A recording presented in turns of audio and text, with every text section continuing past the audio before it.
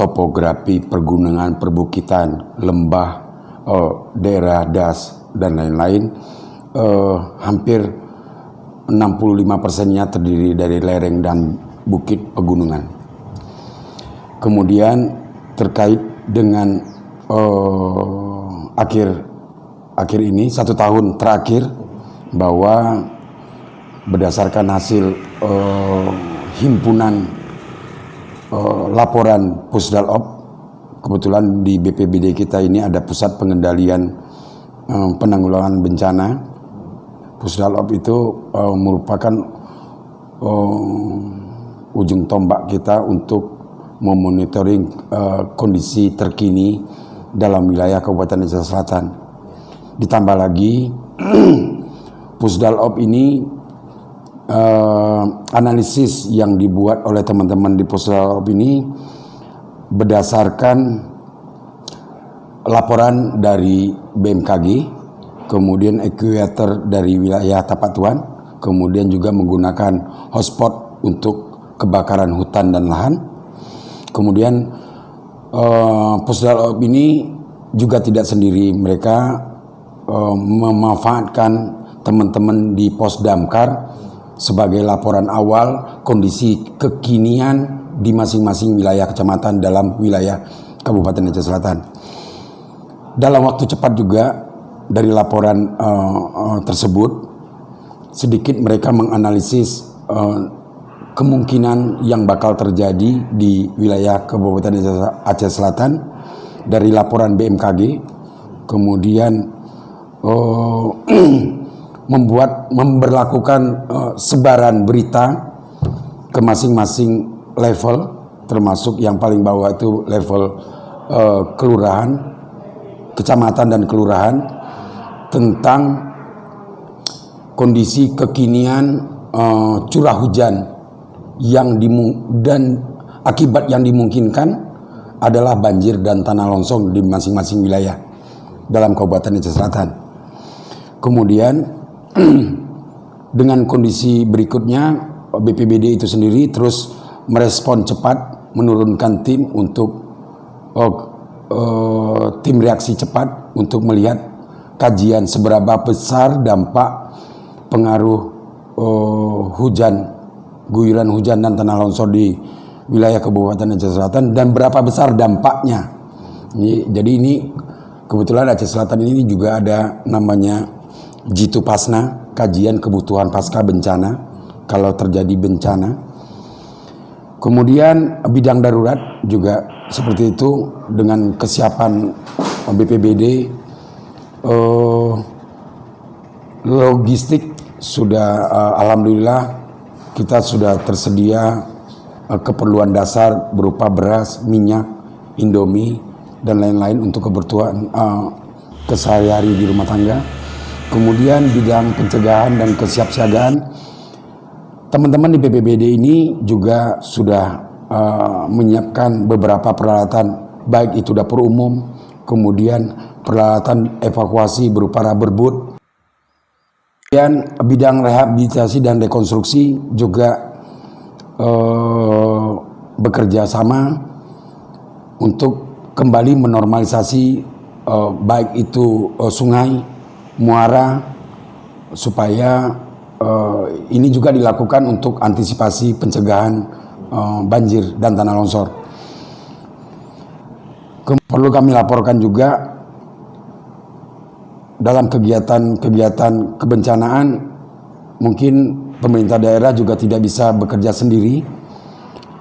Khususnya BPBD Aceh Selatan sudah berupaya untuk melakukan permohonan baik itu di tingkat provinsi maupun tingkat nasional, termasuk ke BNPB Pusat, Badan Penanggulangan Bencana, melalui dana hibah baik itu DSP, dana siap pakai, dan hibah BNPB untuk tahun 2021. Selanjutnya perlu kami informasikan kepada saudara-saudara saya yang berada di dalam wilayah Kabupaten Aceh Selatan, bahwa Aceh Selatan itu kalau kita melihat dengan kondisi topografinya terdiri dari pemukiman, bebukitan, lereng.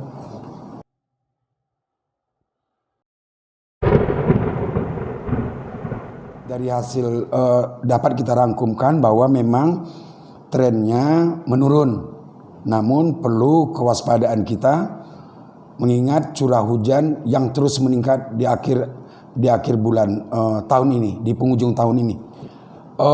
Dapat kita simpulkan dari beberapa kondisi terkini Kabupaten Aceh Selatan itu bahwa tidak bisa kita elakkan ini kejadian alami memang, bahwa tidak kita menutup kemungkinan bahwa intensitas hujan memang di Kabupaten Aceh Selatan itu meningkat. Itu yang pertama. Yang kedua, dari hasil hujan lebat, curah hujan yang lebat tadi meningkat, kemudian terjadi luapan, artinya bantaran sungai kita yang kondisi existing hari ini sudah tidak bisa tertampung lagi, sehingga terjadi luapan-luapan di beberapa titik. Itu pun hanya sebagian-sebagian saja.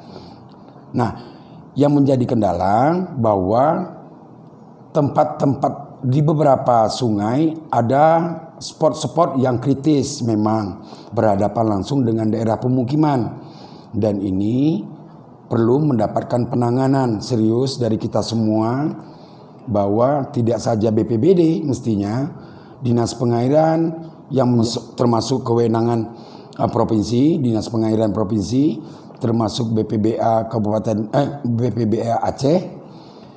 Ini juga satu lagi kami berpesan ke teman-teman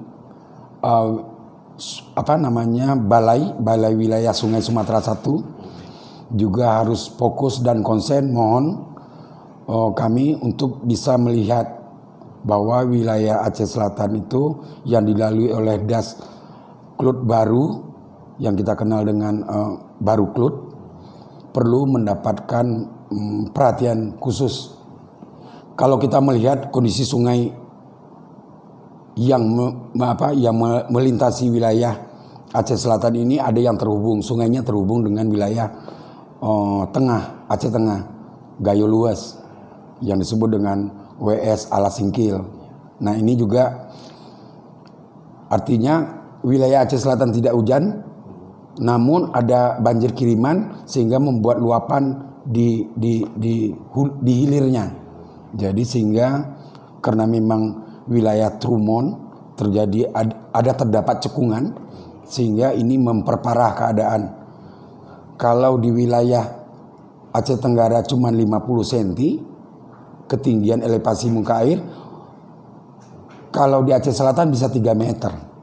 Jadi ini tetap menjadi perhatian kita semua, bahwa kita butuh regulasi secara umum untuk wilayah Aceh agar ditetapkan bahwa sepadan sungai mendapatkan perlakuan khusus. Artinya kalau bila dimungkinkan tidak membangun rumah di aliran sungai, mohon ini dibuatkan regulasinya. Artinya dibuatkan batasannya. Kalau memang sepadannya 50 meter, buat sepadan tidak boleh terbangun pemukiman 50 meter dari bibir sungai. Kira-kira seperti itu. Kemudian ini juga seperti awal saya sudah ceritakan topografi wilayah Kabupaten Aceh Selatan, bahwa Aceh Selatan itu hampir 65%-nya terdiri lereng dan bukit. Ya ini. Kemudian tatanan drainase di wilayah pemukiman juga. Ini teman-teman dari Dinas Pemukiman mungkin juga harus konsen, sebab wilayah pemukiman juga mesti dibuatkan drainase, dipenuhi drainase yang akhirnya bermuara ke sungai. Seperti itu, secara sistemik.